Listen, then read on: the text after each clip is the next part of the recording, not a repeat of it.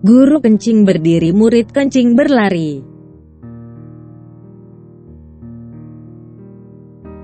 Kali ini saya akan membahas topik yang cukup viral di mana Ustadz Adi Hidayat mengklaim kalau Kapten Patimura alias Thomas Matulesi yang lahir pada tahun 1783 dan meninggal pada tahun 1817 adalah seorang muslim yang aslinya bernama Ahmad Lusi. Saya juga mendengar cuplikan dari ceramah Ustadz Subhan Bawasir yang selain mengklaim hal yang sama namun juga mengklaim kalau si Singa Mangaraja sebenarnya adalah seorang muslim. Belum lagi kita mungkin sudah mendengar nama asli Gajah Mada adalah Gajah Ahmad yang juga merupakan seorang muslim. Tidak kalahnya dengan Candi Borobudur yang diklaim sebagai peninggalan Nabi Sulaiman yang merupakan seorang muslim. Kalau ditelaah lebih dalam, ada kemungkinan Ustadz Adi Hidayat ini terpengaruh oleh buku Api Sejarah karangan Ahmad Mansur Suryanegara. Buku tersebut diterbitkan pertama kali pada tahun 2009, sekitar 200 tahun masa kehidupan Kapten Patimura. Sebenarnya klaim yang dilakukan oleh Ustadz Adi Hidayat dan kawan-kawan sudah dibantah berkali-kali baik dari pihak keluarga Kapten Patimura maupun dari sejarawan. Nama Matulesi disebut juga sebagai Matulesia.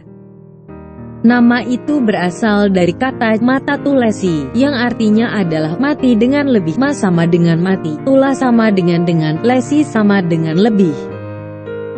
Nama Matatulesi berubah menjadi Matulesia. Leluhur keluarga Matulesia berasal dari Pulau Saram.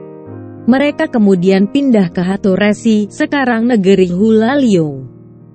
Seorang moyang Thomas Matulesi pindah ke Titawaka, sekarang negeri Itawaka.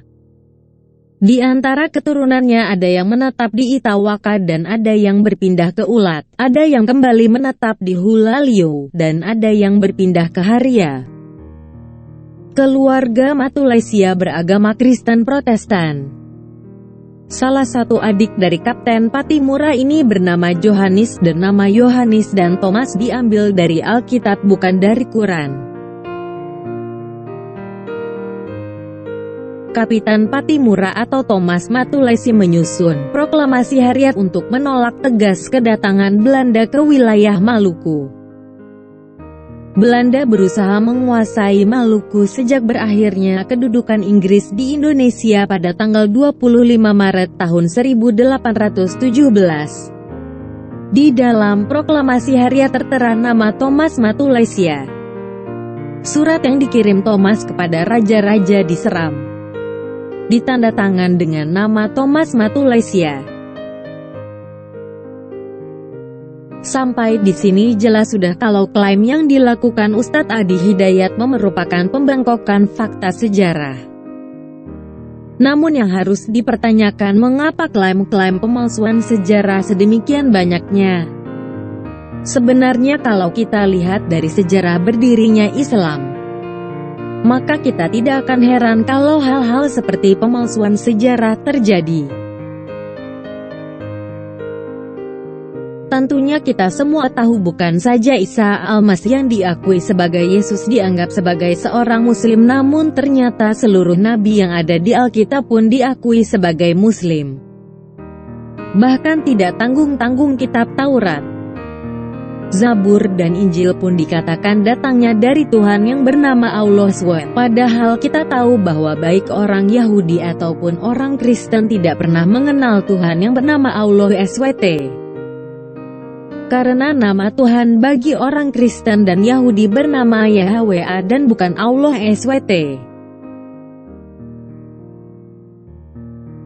Bahkan peristiwa sejarah penyaliban Yesus di atas kayu salib yang disaksikan oleh banyak orang dan dicatat oleh para saksi mata yang hidup pada zaman yang sama, di daerah yang sama dan berbicara dengan bahasa yang sama pula.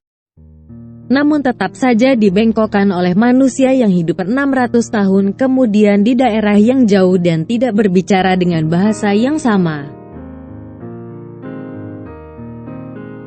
Maka seharusnya kita tidak heran kalau sang guru saja sudah mengajarkan membengkokkan sejarah demi melegitimasi kepercayaan mereka, maka para pengikutnya akan melakukan hal yang sama pula. Namun yang disayangkan adalah dari sedemikian banyak muslim yang bisa melihat kalau apa yang dilakukan para ustadz mereka itu adalah salah.